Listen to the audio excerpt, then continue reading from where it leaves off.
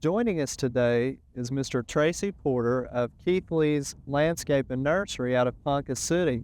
Welcome to Oklahoma Gardening, Tracy. Thank you, Steve. Good to be here. Tracy is going to visit with us about how we are going to remove or transplant this tree that's here at our nursery, and it's right beside the road, so we need to move it up.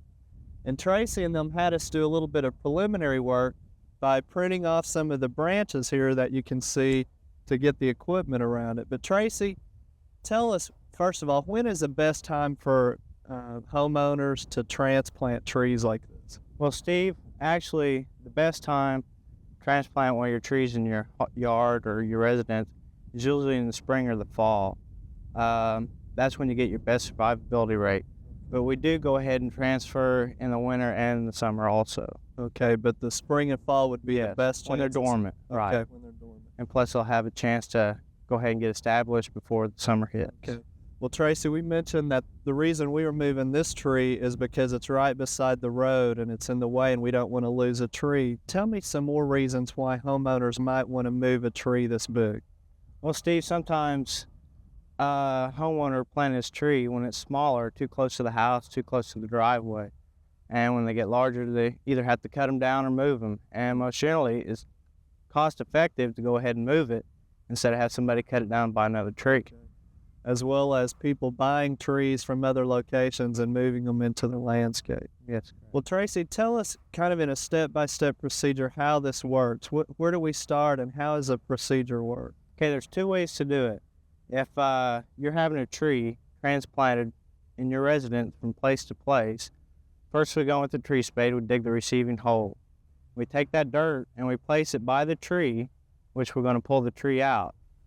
After we place the dirt on the ground, we go ahead and pull the tree out of the ground with the tree spade and then set it in the receiving hole. And thus you have dirt sitting on top of the ground right by the hole to be pushed in later. Okay. Now the tree spade, tell us a little bit about that equipment. Okay, the tree spade is on a bobtail truck, weighs approximately 46,000 pounds.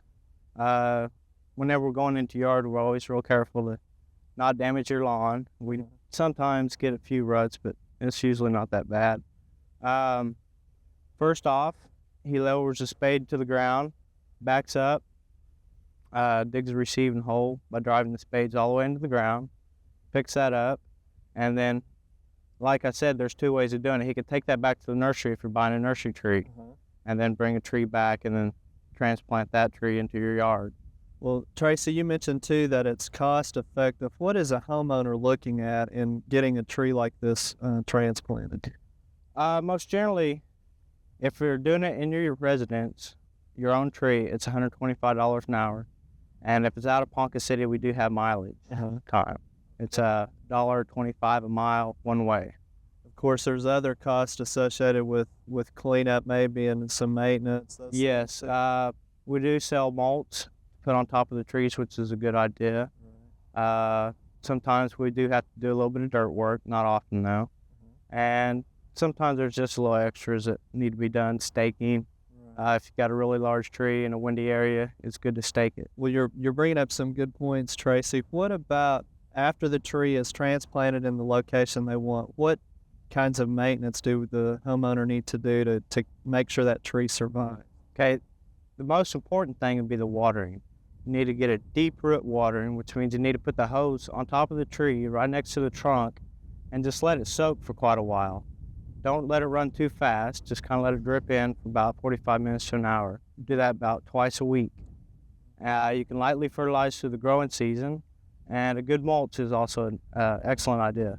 And a lot of times we see ridges built up with excess soil to kind of hold the water in. That's a good idea, especially if it's in an area that the sloped or drains a lot, or if it's a sandy soil maybe. We'll do that most generally on our smaller spade or 44.